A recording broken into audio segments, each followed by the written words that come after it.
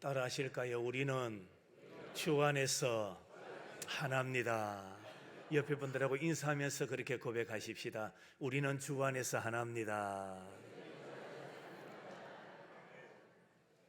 할렐루야.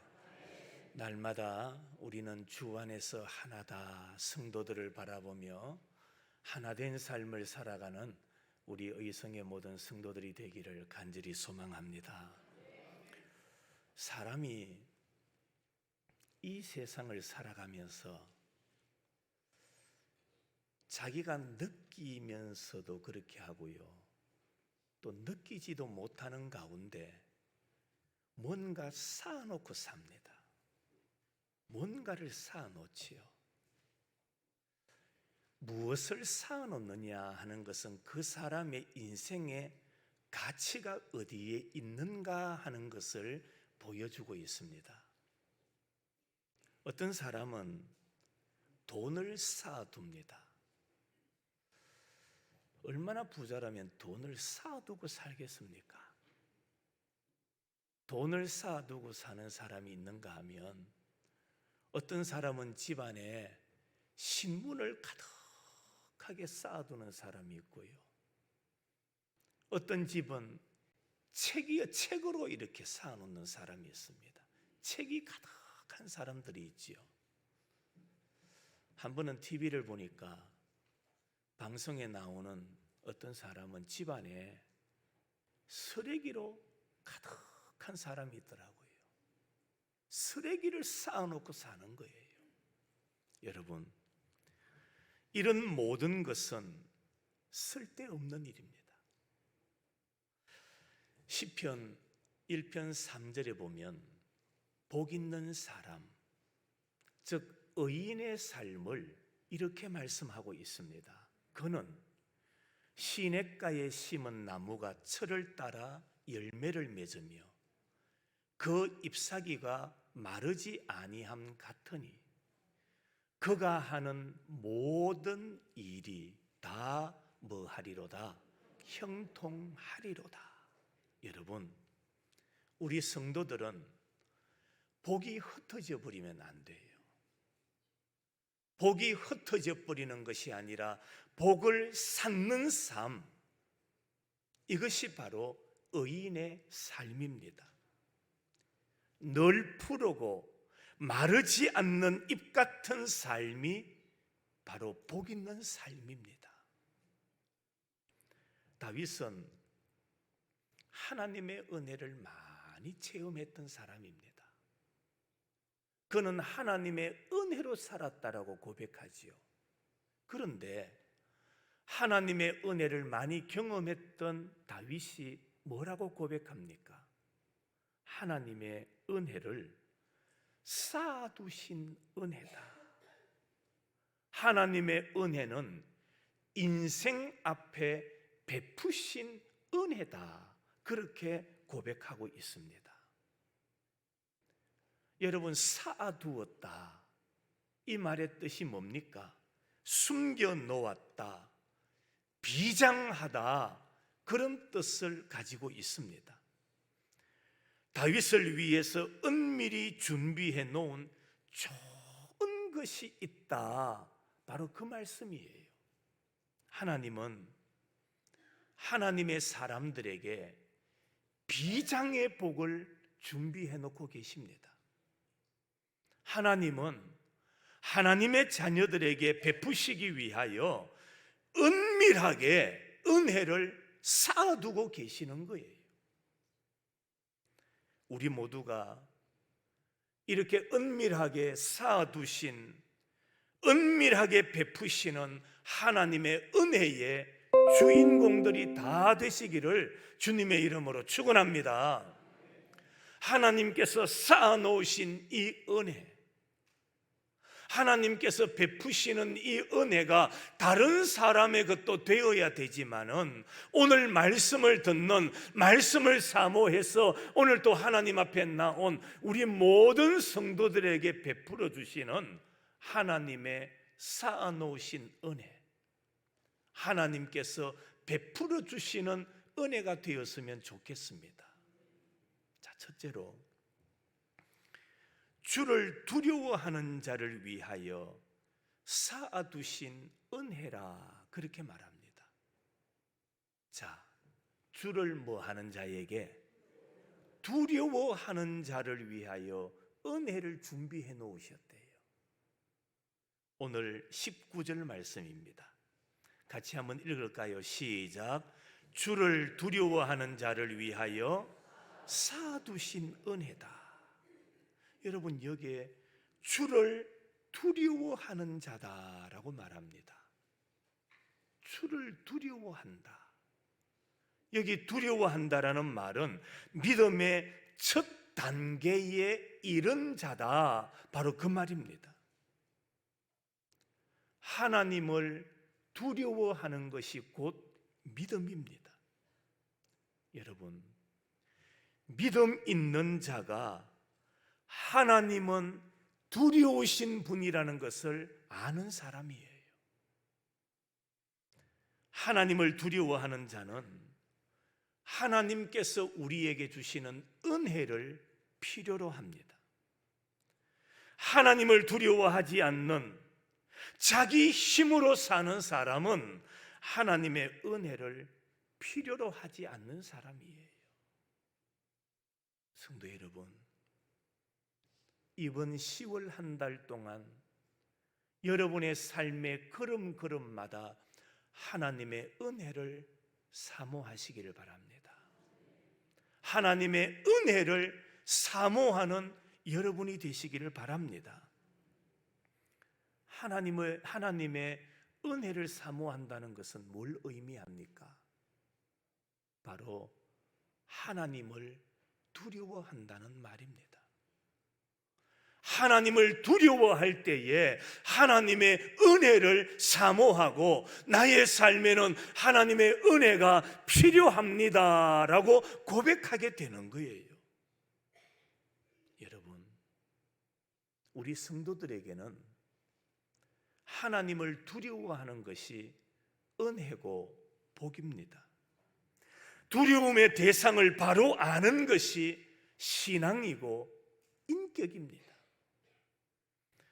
하나님을 두려움의 대상으로 아는 사람이 있는가 하면은, 어떤 사람은 하나님이 두려운 것이 아니라 세상을, 사람을, 그리고 죽음을 두려워하며 사는 사람들이 있습니다.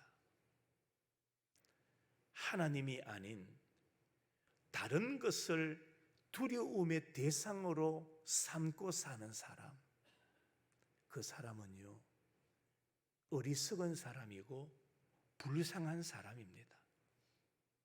이런 사람은 매일매일 하루하루를 살아갈 때 그 마음에 뭐가 찾아오느냐?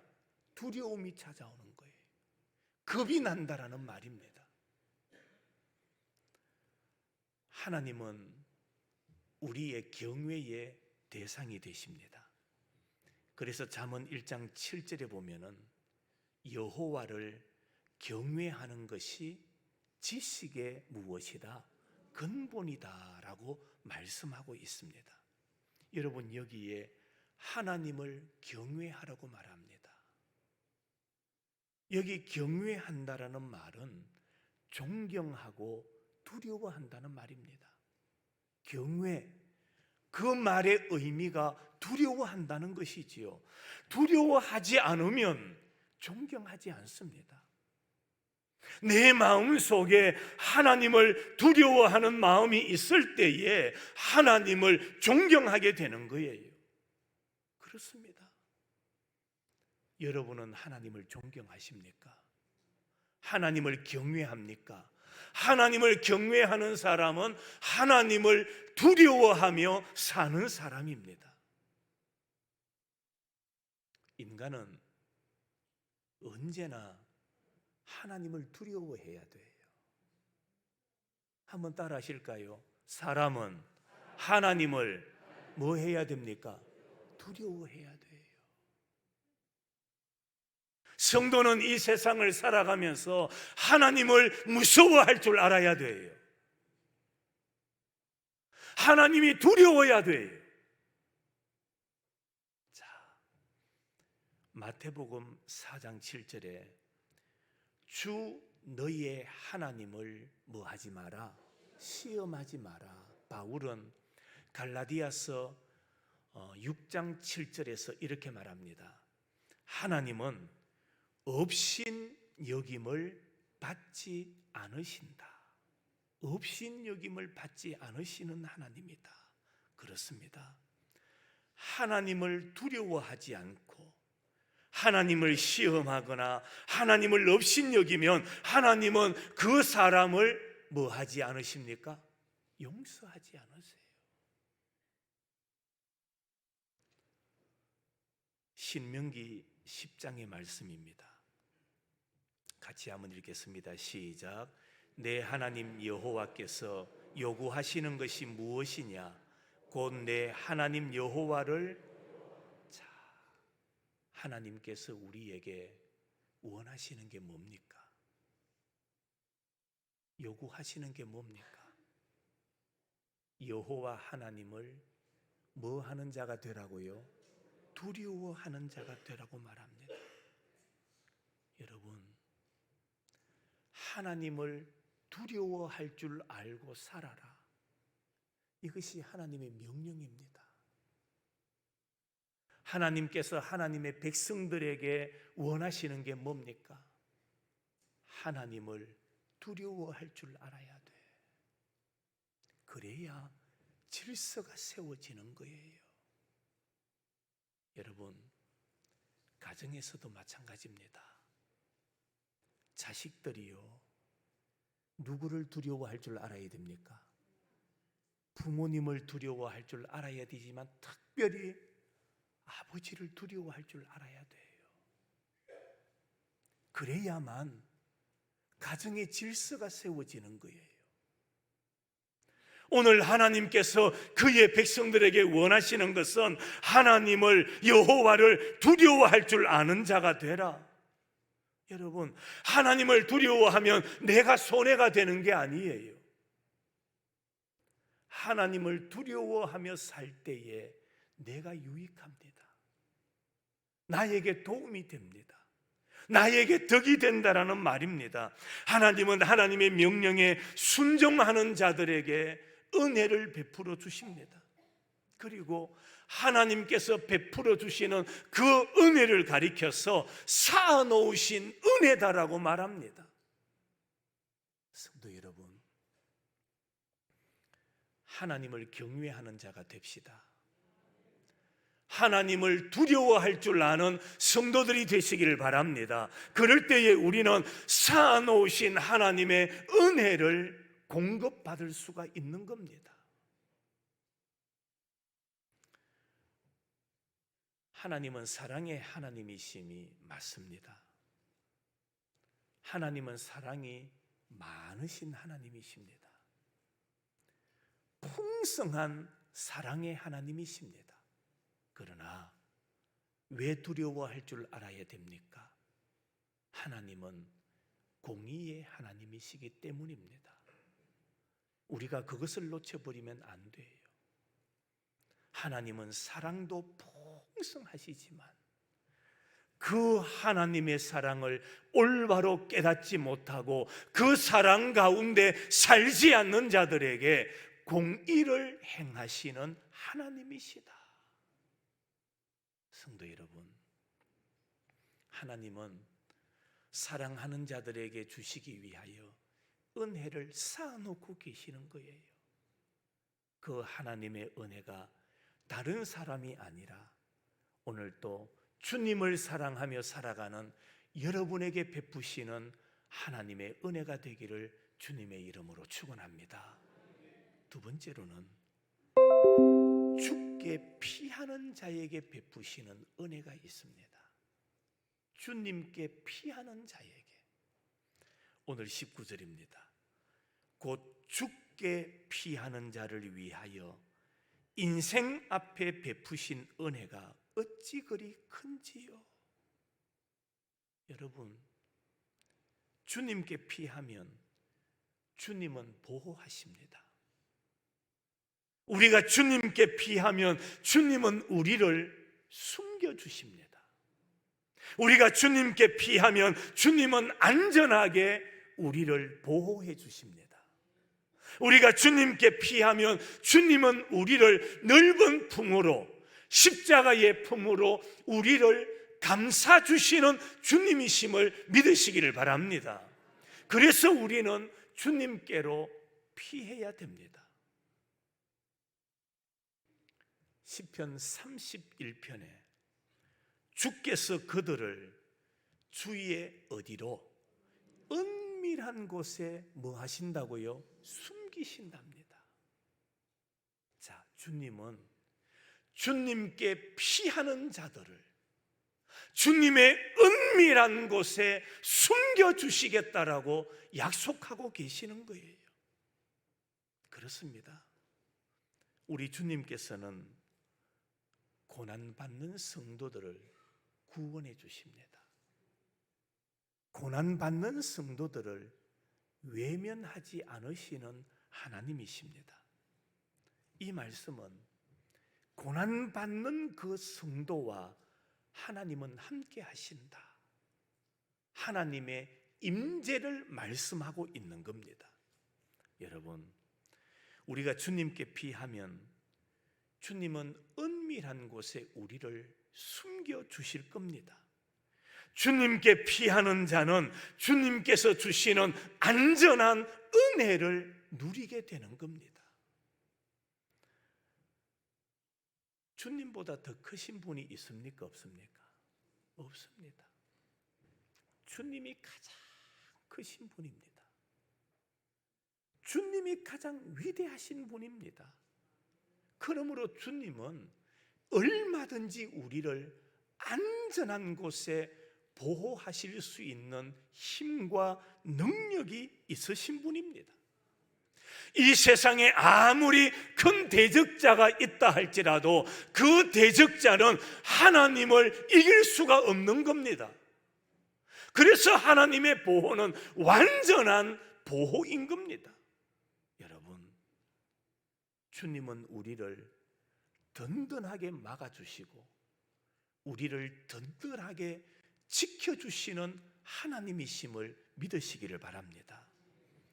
오늘 본문에 보니까 비밀이 장막에 감추셨다, 그렇게 말합니다. 비밀이 장막에 감추셨다. 여기 장막이라는 말은 숲과 같은 말로서 이 안식처 혹은 잠복처, 그런 의미를 가지고 있습니다. 다시 말하면은 가장 안전한 피난처가 되어 주신다, 그 말씀인 거예요. 그렇습니다. 하나님은 가장 안전한 피난처에 하나님의 사람들을 감추어 주시는 거예요. 성도 여러분, 오늘 또 우리는 잊지 말아야 됩니다. 하나님은 우리를 보호하십니다. 하나님은 우리를 지켜주십니다. 하나님은 우리를 이끌어 가십니다. 하나님은 우리를 도와주십니다. 어디에서? 가장 안전한 피난처에 우리를 보호해 주시는 주님이심을 믿으시기를 바랍니다. 과거에는 죄를 짓고 도망을 가면요, 도망가서 살았습니다. 못 찾아냈습니다. 10년이 지나고 20년이 지나고 찾아낼 방법이 없는 거예요. 그런데 요즘 우리나라 한번 보십시오. 이 경찰들 범인을 찾아내는데 이야, 대단합니다. 대단해요. 여러분 방송 보면서 그거 못 느끼십니까? DNA를 통해서 20년, 30년 전에 저질러졌던 죄들을, 범인들을 찾아내는 거예요. 자, 과학이 발달하다 보니까 과거에 저질렀던 죄들도 다 찾아내는데, 성도 여러분, 인간을 만드신 창조주 하나님께서 모르시는 것이 어디에 있겠습니까? 창조주 하나님께서 우리를 보호해 주신다면 그것보다도 더 안전한 보호가 어디에 있겠습니까? 오늘 주님은 우리에게 약속하고 계십니다. 주의 은밀한 장막에 우리를 숨기시고 비밀이 우리를 감추어 주시겠다고 약속하고 계십니다. 왜 이런 말씀을 하실까요? 우리를 보호하고 은밀한 곳에 우리를 감추어 주시겠다. 여러분, 이게 무슨 말입니까? 오늘 우리가 사는 세상이 그만큼 험하다라는 말입니다. 순수한 깨끗한 마음을 가지고 주님만을 바라보고 사는 것이 힘들다는 겁니다. 그러나 주를 향한 신앙을 가지고 주님만 바라보며 주님만 따라간다면 주님께서 그들의 피난처가 되어 주시겠다. 주님께서 그들을 안전한 곳에 보호해 주시겠다고 약속하고 계십니다. 성도 여러분, 주님은 우리의 반석이십니다. 주님은 우리의 요새가 되십니다. 주님은 우리를 건지시는 자십니다. 주님은 우리가 피할 바위가 되십니다. 주님은 방패가 되십니다. 주님은 구원의 뿔이 되십니다. 우리 주님은 산성이 되십니다. 그러므로 얼마든지 우리는 주님께 뭐 할 수가 있습니까? 피할 수가 있습니다. 이스라엘에게 하나님은 언제나 든든한 피난처가 되어 주셨어요. 이스라엘의 피난처가 되어 주셨던 하나님, 오늘도 하나님 한 분만 바라보고 나아갈 때에 하나님은 우리의 피난처가 되어 주실 줄로 믿으시기를 축원합니다. 그래서 우리들은 누구를 바라봐야 됩니까? 하나님을 바라봐야 돼요. 하나님을 의지해야 돼요. 하나님을 신뢰해야 돼요. 성도 여러분, 사람은 의지의 대상이 아닙니다. 어떤 사람은 그렇게 이야기하죠. 내가 저 사람 보고 교회 갔는데, 내가 저 사람 보고 교회 갔는데 실망해서 그래서 난 교회 안 갈 거야. 그 사람 바라보고 교회 왔으니까 안 되는 거예요. 우리는 사람을 바라보고 신앙생활하는 것이 아니라 누구를 바라봐야 됩니까? 하나님을 바라봐야 돼요. 하나님을 바라보고 살아갈 때에 하나님은 우리의 안전한 피난처가 되어 주시겠다. 우리가 부르는 찬송가 388장에 보면은 이런 가사가 있습니다. 제가 한번 불러볼까요? 비바람이 칠 때와 물결 높일 때에 사랑 많은 우리 주 나를 품어주소서.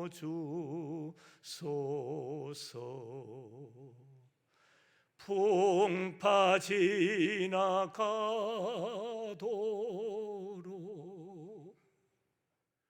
나를 숨겨주시고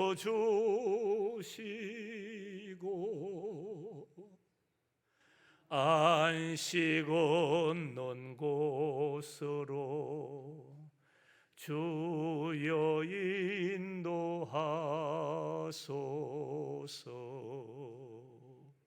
풍파 같이 하십시다. 풍파 지나가도록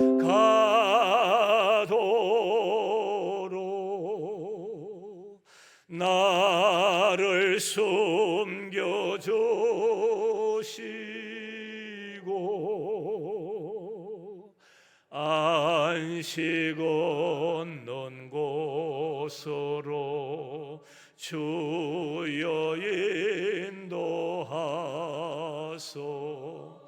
다시 한번 하십시다. 풍파 지나가도록 나가도록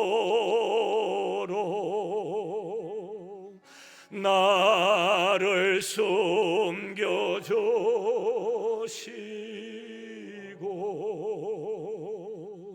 안식 얻는 곳으로 주여 인도하소. 할렐루야. 이 찬송은 감리교의 창시자였던 존 웨슬레의 동생 찰스 웨슬레가 작시한 찬송입니다. 이 사람은 약 6,000여 곡의 복음송 찬송을 지은 사람인데요, 어느 날 아일랜드에서 작은 시골 교회에서 설교를 하고 있을 때에 반대파에 의해서 쫓겨나게 됩니다. 설교도 마무리하지 못하고 쫓겨가게 되지요. 어느 농장에 들어가서 우유 보관소에 숨어 있었는데 그 농부의 아내 제인 모의의 기치로 이 찰스 웨슬레가 울타리에서 숨어 있습니다. 반대파들이 이 찰스 웨슬레를 해치기 위하여 사람들을 풀어서 마구잡이로 찾고 있는 그때에 울타리 속에 숨어서 죽이려고 고함치고 있는 무리들의 그 소리를 들으면서 그가 지었던 찬송이 바로 이 곡입니다. 성도 여러분, 주님께 피하시기를 바랍니다. 우리가 주님께 피하면 주님은 우리에게 은혜를 베풀어 주시고 우리를 도와주시는 하나님이심을 믿으시기를 바랍니다. 세상에는요, 크게 보면 두 종류의 사람이 있어요. 한 종류는 주님께 피하는 사람이 있는가 하면, 잘 들으세요, 한 종류는 주님께 피하는 사람이 있고요, 또 한 종류 반대는 주를 피하는 자가 있어요. 무슨 말인지 이해되십니까? 삶에서 주님께로 피하는 자가 있는가 하면 반대로 주를 피하는 자가 있다라는 말입니다. 여러분, 우리가 이 세상을 살면서 누가 어리석은 자입니까? 주를 피하여 사는 자가 어리석은 자입니다. 주를 피하면 우리에게 환난이 다가옵니다. 우리가 주님을 피하면 우리에게 다가오는 환난을 우리는 이길 수가 없습니다. 예수 믿는 사람들에게도 환난이 있습니다. 그러나 주님께 피하는 자는 그 환난을 견딥니다. 주님께 피하는 자는 환난이 있어도 그 환난을 인내하면서 견디어 가는 겁니다. 그러나 주를 피하면 환난이 왔을 때에 견딜 수가 없는 거예요. 이겨낼 수가 없는 겁니다. 우리 모든 성도들이 주께 피하여 쌓아놓으신 하나님의 은혜를 풍성하게 받아 누릴 수 있기를 바랍니다.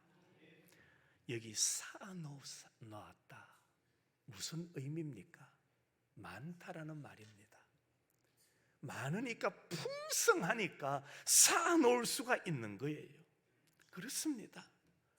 우리 하나님은요, 쌓아놓을 것이 많으신 하나님이십니다. 그래서 그 하나님을 가리켜서 성경에 보면 복에 뭐가 되신다고요? 근원이 되시는 거예요. 복이 많으신 하나님이에요. 얼마든지 사랑하는 자들에게 복을 주고 복을 주셔도 마르지 않는 복의 근원이 되시는 분이 바로 우리 하나님이십니다. 하나님은 그래서 은혜를 쌓아놓고 계신다라고 말합니다. 쌓아두신 은혜는 고갈되지 않는 우리의 곳간입니다. 쌓아두신 은혜는 부도나지 않는 은행입니다. 쌓아두신 하나님의 은혜는 기업이 바닥나지 않는 연금이 된다라는 사실을 우리는 기억해야 됩니다. 오늘 이 시대는 풍성함이 절실한 시대입니다. 성도 여러분, 우리 모두가 주님을 두려워함으로 쌓아두신 은혜를 풍성하게 받았으면 좋겠습니다. 이 가을을 무슨 계절이라고 말합니까? 결실의 계절이라고 하지요. 이 땅, 이 계절을 통해서 많은 곡식 결실도 맺을 뿐만 아니라 이 가을에 하나님께서 그 사랑하는 자들을 위하여 쌓아놓으신 이 은혜를 많이 받아 누릴 수 있는 이번 가을이 되면 좋겠습니다. 그래서 그 하나님의 은혜가 내 안에 풍성하게 임하고, 그 하나님의 은혜로 약함과 병듦과 고난과 아픔 속에서도 이겨나가고, 그래서 그 하나님의 은혜로 날마다 찬송하고 날마다 감사하고, 비바람이 쳐온다 할지라도 그 하나님의 은혜로 넉넉하게 승리하며 살아갈 수 있는 우리 의성의 모든 가족들이 될 수 있기를 주님의 이름으로 축원합니다. 하나님 아버지 감사합니다.